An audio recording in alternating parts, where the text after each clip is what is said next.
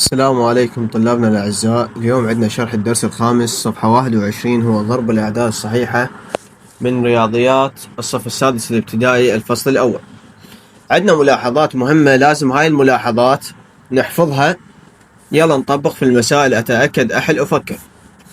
إن شاء الله ملزمة راح تنزل بها فصل الأول كامل إن شاء الله، بس تكمل راح أنزلها، أنشر رابط على القناة أو على التيك توك، راح أبلغ إنه كمل الفصل الأول ونزل الملزم. العلم بالملزمة دائما نقطة أفكر تكون واجب على التلميذ. عندنا الدرس الخامس هسه نجي نشرح صفحة 21 ضرب الأعداد الصحيحة. عندنا بيها ملاحظات مهمة جدا لازم تحفظها، حفظ نفس ما تحفظ اسمك. يقول لك أولا دائما ضرب عددين لهما نفس الإشارة يكون الناتج موجب. يعني مثلا نقول موجب 5 في موجب 5 يساوي موجب 25، سالب 5 في سالب 5 يساوي موجب 25. هاي قاعدة ثابتة. هنا عندنا الملاحظة الثانية يقول دائما يكون ضرب عددين مختلفين الإشارة يكون الناتج سالب. مثلا سالب 5 في موجب 25 يعطينا سالب 25، موجب 25 في سالب موجب 5 في سالب 5 يعطينا الناتج سالب 25. النقطة الثالثة تقول ملاحظة دائما ضرب صفر في موجب أو في سالب يكون الناتج صفر. يعني دائما إذا قلنا صفر في موجب يعطينا صفر، صفر في سالب صفر، موجب في صفر صفر، سالب في صفر صفر. لأن ملاحظات مهمة وضحت لك هنا، إن شاء الله راح أكتبهن بالملزمة، هم راح تلقاها نفسيته الشرح الموجود هنا بالقناة، راح تلقى نفسيته الشرح بالفيديو نفسه راح تلقاه بالملزمة إن شاء الله. موجب في موجب يساوي موجب، عندنا مثلا موجب في موجب يساوي موجب، هاي ضربت لك مثال. عندك سالب في سالب يساوي موجب، يعني سالب في السالب، السالب في السالب يساوي موجب. سالب في موجب يساوي سالب، يعني سالب في موجب يساوي سالب. موجب في سالب يساوي سالب، موجب في سالب يساوي سالب.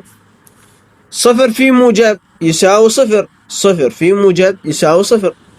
صفر في سالب يساوي صفر، صفر في سالب يساوي صفر.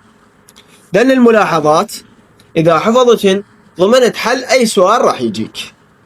طلابنا الأعزاء عندنا فقرة تتأكد.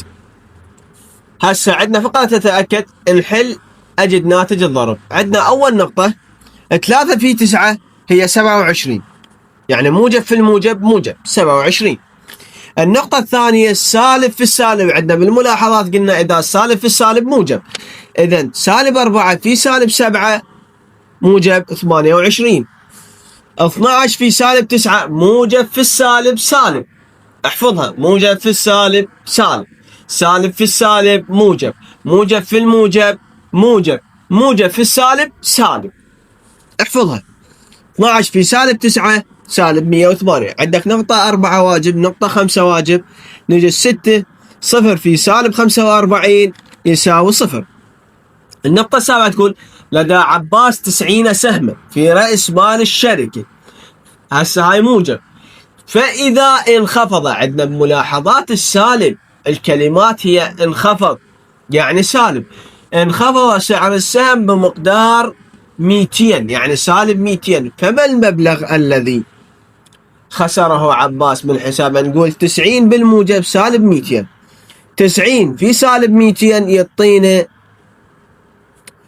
موجب في السالب يعطينا سالب 1800. الموجب في السالب موجب في السالب سالب 18000، العفو سالب 18000. عندنا فقرة أحل. النقطة الأولى واجب، النقطة الثانية واجب. النقطة العاشرة 14 في سالب 8 موجب في السالب، الموجب في السالب سالب. 8 في 4 32، 2 و3 باليد.